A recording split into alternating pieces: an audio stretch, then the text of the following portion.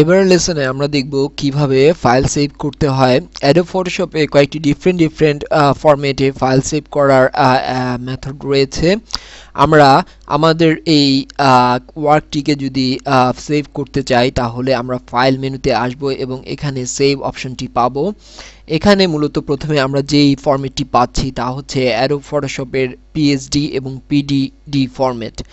PSD ফরম্যাটে যদি আমরা আমাদের ফাইলটিকে সেভ করি তাহলে আমাদের ইমেজগুলো টোটালি এই একটি ফাইলের ভিতরে আবদ্ধ হবে এবং এখানে পরবর্তীতে আমরা যদি এডিট করতে চাই, অর্থাৎ আমরা অ্যাডোব ফটোশপে যেভাবে এডিট করছি লেয়ার বাই লেয়ার এডিট করছি, পরবর্তীতে আমরা ফাইলটি খুললে সেভাবেই লেয়ার বাই লেয়ার ফাইলটিকে দেখতে পারবো পিএসডি ফরম্যাটে যদি সেভ করি।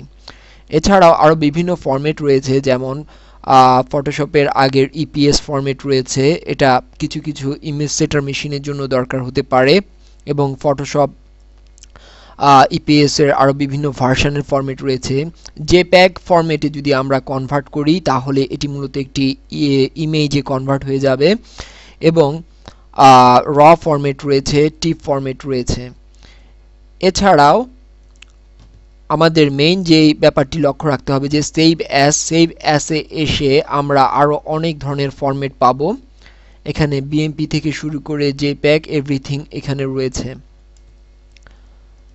আমরা যদি এখানে একটি অপশন রয়েছে যা হচ্ছে যে এক্সপোর্ট, আমরা ইচ্ছে করলে আমাদের এটিকে ইলাস্ট্রেটরের ফরম্যাটে আমরা স্থাপনা করতে পারবো। আমরা সেভে এসে যদি পিএসডি ফরম্যাটে সেভ করলে নর্মাল ফটোশপের ফরম্যাটই সেভ হবে, আগেই বলেছি।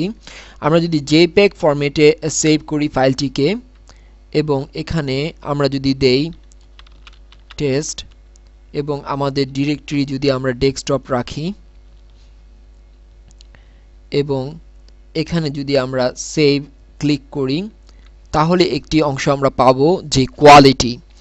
এখানে মূলত আমরা এর কোয়ালিটি মেজারমেন্ট করে দিতে পারবো। আমরা এখানে লোয়ার কোয়ালিটি ইমেজ রাখতে পারবো, তাহলে আমাদের এই ইমেজটি লোয়ার কোয়ালিটিতে সেভ হবে এবং খুব কম জায়গার মধ্যে সেভ হবে, যা ফ্লপিতে করে আমরা বহন করতে পারবো। আর পিএসডি ফরম্যাটে সেভ করলে, অর্থাৎ অ্যাডোব ফটোশপের ফরম্যাটে সেভ করলে ফাইলের সাইজ অত্যাধিক বড় হবে। তবে সুবিধা একটাই যে অ্যাডোব ফটোশপের এনে আবার পরে ফাইলটিকে রি-এডিট করা যাবে অ্যাডোব ফটোশপের স্টাইলে।